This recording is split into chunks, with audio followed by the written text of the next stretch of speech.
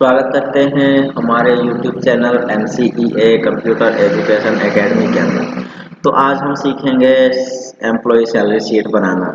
तो employ salary sheet बनाने के लिए हमारे पास एम्प्लॉय की अटेंडेंस होनी चाहिए, जो कि हमारे शीट 2 के अंदर एम्प्लॉय अटेंडेंस दिया हुआ है। और हमारे सैलरी शीट के अंदर हमें सैलरी प्रिपेयर करना है। तो यहाँ पर एम्प्लॉय कोड, एम्प्लॉय नेम ये हमारा कंपलसरी है। साथ ही साथ पेबल डेज, जितने दिन का हमें पे आउट होना है, ओवर टाइम जो एक्स्ट्रा टाइम किया गया है, मंथ डेज महीना हमारे कितने दिन का होता है। उसके बाद रेट ऑफ पे हमारा होता है जो कंपनी 8 घंटे की सैलरी हमें लगाती है, वो रेट ऑफ पे कहलाता है।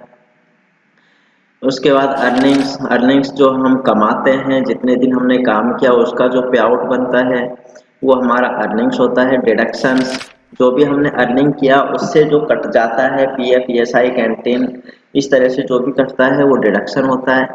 और नेट पेबल जो हमारे अकाउंट्स में या हमें कैश इन हैंड मिलता है उसे कहते हैं नेट पेबल। तो आइए किस तरह से हमें बनाना है। सबसे पहले एम्प्लॉय कोड डालेंगे, एम्प्लॉय नेम डालेंगे। पेबल डेज हमें सैलरी टू यानी कि अटेंडेंस शीट से उठाना है।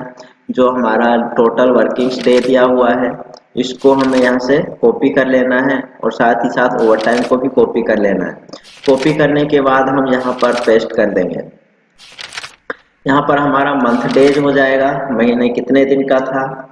इसके बाद हम टोटल सैलरी, कंपनी हमें बेसिक एचआरए कन्वेंस इस तरह से नहीं बताती है, कंपनी टोटल सैलरी हमें बताती है। तो सपोज करो कि किसी भी एम्प्लॉय की सैलरी 15,000 रुपये 8 घंटे का 30 दिन के लिए है, तो इसके लिए हम 15,000 डाल देंगे। और यहाँ बेसिक हमें निकालना है, बेसिक हम निकालते हैं टोटल सैलरी से। टोटल सैलरी से हमें 45 से 55% कंपनी के नॉर्म्स के अकॉर्डिंग निकालना होता है। तो बेसिक्स हम यहाँ पे निकालते हैं, बराबर करेंगे, इक्वल, टोटल सैलरी को सेलेक्ट करना है, इनटू कितना परसेंट हम निकाल रहे हैं। सपोज करो कि हम 52% निकाल लेते हैं, 52%, एंटर। ये हो गया हमारा बेसिक। एचआरए जो हमारा बेसिक्स आया है उसका 50% होता है, डिवाइडेड बाय 2। इसके बाद कन्वेंस, 15,000 से जो हमने बेसिक और एचआरए यूज किया उसके अलावा जो बचता है वो हमारा कन्वेंस कहलाता है। किस तरह से निकालेंगे, equal to 15,000 total salary minus basic salary minus HRA salary, enter. तो ये हमारा हो गया कन्वेंस। इसके बाद हमें निकालना है बेसिक सैलरी जो अर्निंग किया हुआ है। हमने 28 दिन काम किया है तो 28 दिन का कितना हमारा बेसिक बनेगा, उसके लिए हम यूज करेंगे इक्वल। बेसिक निकालने के लिए बेसिक को सेलेक्ट किया जाएगा, इनटू पेबल डेज कितने दिन काम किया, ऑब्लिक मंथ डेज कितने दिन का महीना था। इसी तरह से हमें एचआरए और कन्वेंस को निकालना है, HRA into payable days divided by month days. और कन्वेंस को भी इसी तरह निकालना है, equal conveyance into payable days oblique month days. इसके बाद हम यूज करते हैं टोटल हमारा जो अर्निंग साइड का बेसिक एचआरए कन्वेंस होता है उसको जोड़ दिया जाता है, equal basic plus HRA plus conveyance. इसके बाद हम निकालते हैं overtime amount. Overtime हमने 88 घंटे काम किया है तो हमारा अमाउंट कितना बनेगा, उसके लिए हम बराबर इक्वल टू जो हमारा रेट लगा हुआ है 8 घंटे का डिवाइडेड बाय देंगे 31 से, मंथ डेट से, इससे हमारा एक दिन का निकलेगा, डिवाइडेड बाय करेंगे 8, इससे हमारा 1 घंटे का निकलेगा, into over time hours, enter. तो यहाँ पर हम देख रहे हैं कि ओवर टाइम अमाउंट भी आ चुका है। इसके बाद टोटल, ग्रैंड टोटल बराबर total plus over time amount, enter. तो यहाँ पर हमारा ग्रैंड टोटल भी आ चुका है।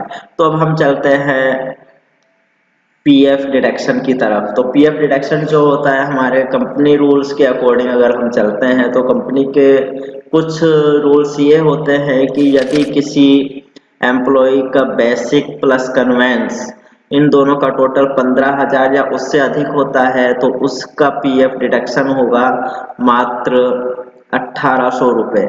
यदि 15,000 से डाउन जाता है तो उसका बेसिक प्लस कन्वेंस का 12% कैलकुलेट किया जाएगा। तो किस तरह से हम कैलकुलेट करेंगे? Equal if double brackets on basic plus conveyance. यहाँ हम कन्वेंस या डीए कुछ भी ले सकते हैं, लेकिन जो हमारा पीएफ है वो एचआरए पर नहीं काटा जाता है।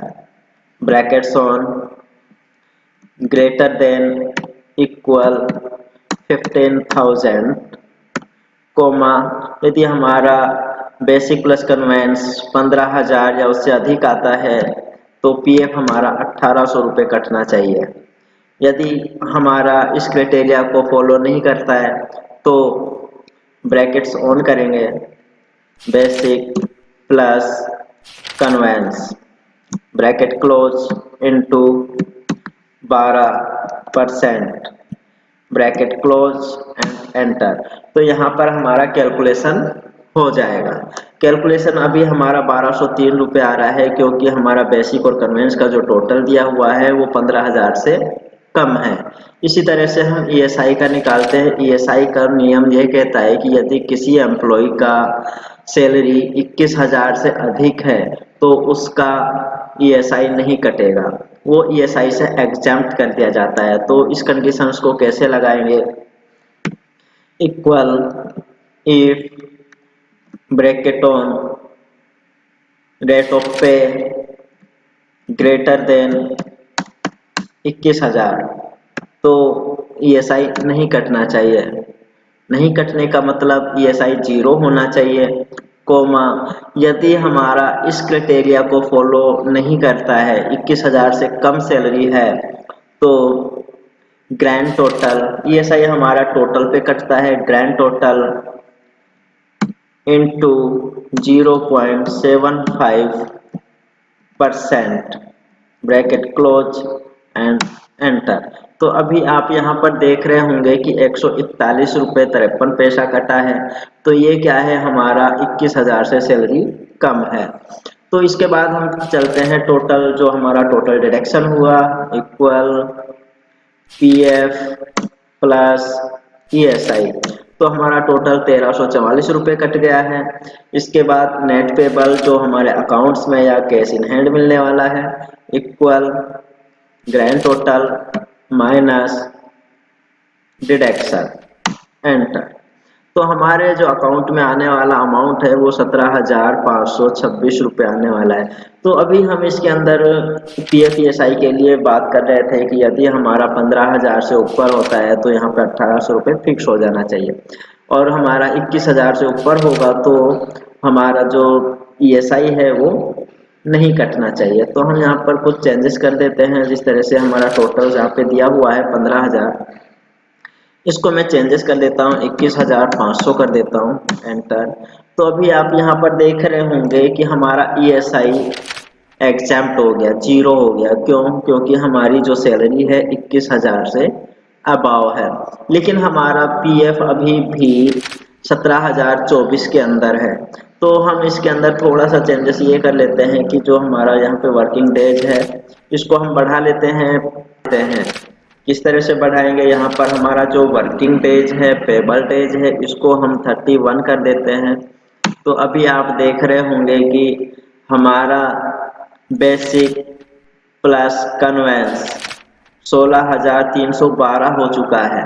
तो इस तरह से हमारा जो अमाउंट है 15,000 से ऊपर है, लेकिन फिर भी हमारा जो कैलकुलेशन हुआ सिर्फ 1,800 रुपये ही हुआ। इस तरह से हम पीएफ ईएसआई को भी निकाल सकते हैं। यदि आपको हमारा वीडियो पसंद आया हो तो सब्सक्राइब करें, लाइक करें, शेयर करें और कमेंट्स करना बिल्कुल ना भूलें।